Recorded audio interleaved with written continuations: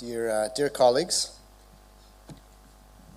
Sri Amit Ghosh, Additional Secretary of the Ministry of Social Justice and Empowerment, Government of India, Sri Sachin Chaturvedi, Director General of RIS, Dr. Arvind Kumar, President of the India Water Foundation, Ms. Mikiko Tanaka, my dear colleague from SCAP, to all of the partners who have made this possible, the ministries of Jal Shakti, Social Justice and Empowerment, and Ministry of Power, and SCAP colleagues, all of the other partners there that you see, and to everybody here in the room. It's a great honor and pleasure to be here. Aap sabhi ko UN family ki taraf se mera namaskar. Good morning to all of you from the United Nations in India.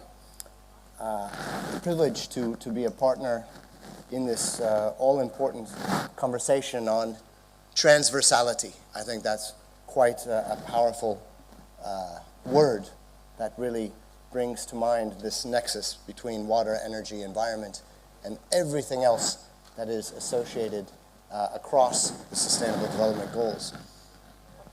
Water, energy, environment, these aren't, of course, just resources to exploit, but these are the very foundation of our existence, of our prosperity, of our future. And water within this picture, in particular, is one of humanity's most precious global common goods, connecting all of us and bringing together these other important streams, energy and environment as well. If we think about it, we know that water is also about health. It is about sanitation, hygiene, disease prevention.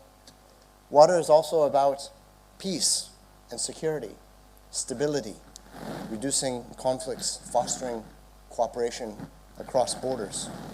Water is about sustainable development, about fighting poverty, about supporting sustainable food systems.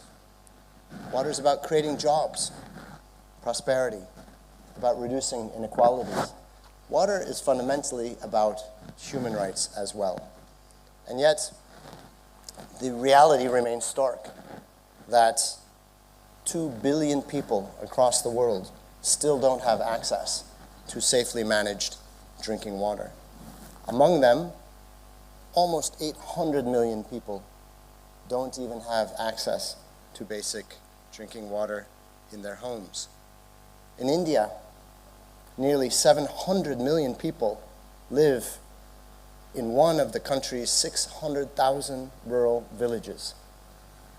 So one can understand that the challenges to provide safe, accessible drinking water at the household level, community and household level, were simply enormous, almost unfathomable. So in 2019, the government of India launched the Jal Jeevan mission to provide safe, adequate, and reliable drinking water to all rural households across India.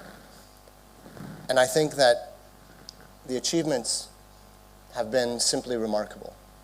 And this has provided not only a huge development lift here in India, but has been at such a scale as to move global SDG targets.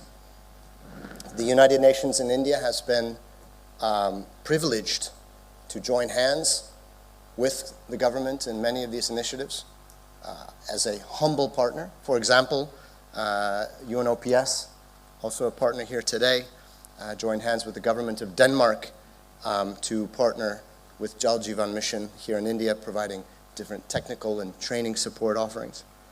Also, the UN in India has been actively working in many other directions to foster resilience and inclusivity and sustainability across many sectors linked very much to these topics. Just a few brief examples.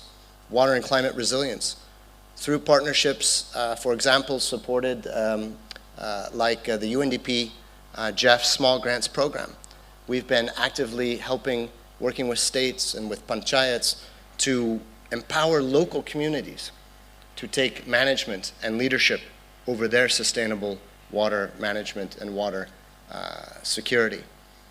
Energy and green transition. Agencies such as UNIDO have been working on renewable energy projects and partnerships with government, with communities, with industries to enhance industrial energy efficiency and to minimize water usage in industrial processes. We have 5 agencies who have come together in the Partnership for Action on Green Economy, offering comprehensive packages of technical and capacity partnerships. That's UNEP, ILO, UNIDO, UNDP, and UNITAR. We've been looking at the data-driven nexus, data-driven policy support. So for example, UNICEF is working with government on water and sanitation programs, looking at how new sources of data can be harnessed to improve access to clean water, sanitation, and disease reduction. So I think this, colleagues, this conference, this conclave, this multi-day gathering is an excellent platform to explore not only the interdisciplinary nature of the water, energy, and environment nexus, but also the multi-stakeholder nature of how do we achieve the goals that governments set and that must be delivered, as we know today, largely through community action, through the business community, and through partnerships. And here we see linkages between water efficiency and green economy. India is leading the way with massive investments in renewable energy, green hydrogen, for example, for decarbonization. And all of this is really at the core of the Sustainable Development Goals. So I think this is a fantastic opportunity to learn from each other.